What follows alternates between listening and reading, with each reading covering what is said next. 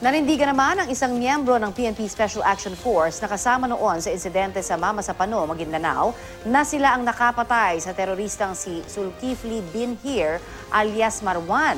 Nilinaw naman ng Malacanang na kailangan pang mangalap ng ebidensya para patunayan o pabulaanan ang sinasabing alternative version ng kwento tungkol pa rin po sa naturang engkwentro. Balitang hatid ni Salima Refran. Kung pumatay kay Marwan, kami yun.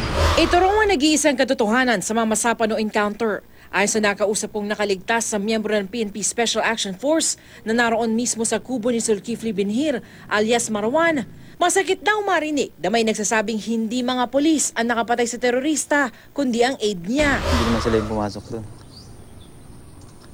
Tsaka kami talaga yung makakapagsabi ng eksaktong totoo kasi kami mismo yung nandun, kami mismo yung umasol. Hindi naman siguro kami pupunta doon na patay na yung pupuntahan namin. Di sana binitbit na lang namin yun. May ebidensya man, hindi raw nila ito mailalabas. Ano yung lalaman nung pinangahawakan niyo yun?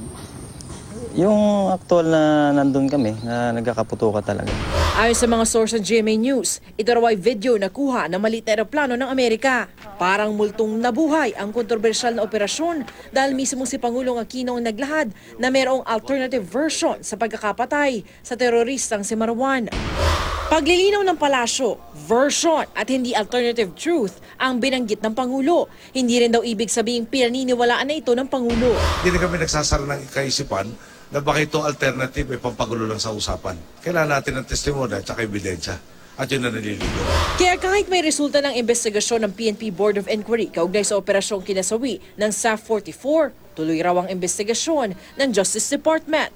May hiwalay na investigasyon ng MILF at lumabas ditong kaunti lang ang bullet holes sa kubo ni Marwan. At hindi sa labas ng kubo galing ang balang nakapatay kay Marwan base sa trajectory ng bala.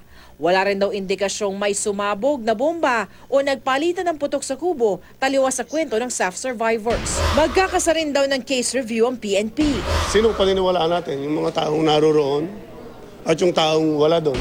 Kaugnay pa rin sa usaping pangkapayapaan sa Mindanao, bala kausapin ng Pangulo ang ilang retiradong general na kumukontra sa panukalang Bangsamoro Basic Law at naglabas pa ng patalasta sa dyaryo. Sana napakinggan nila yung mga panig tulad ko. Salima Refran, GMA News.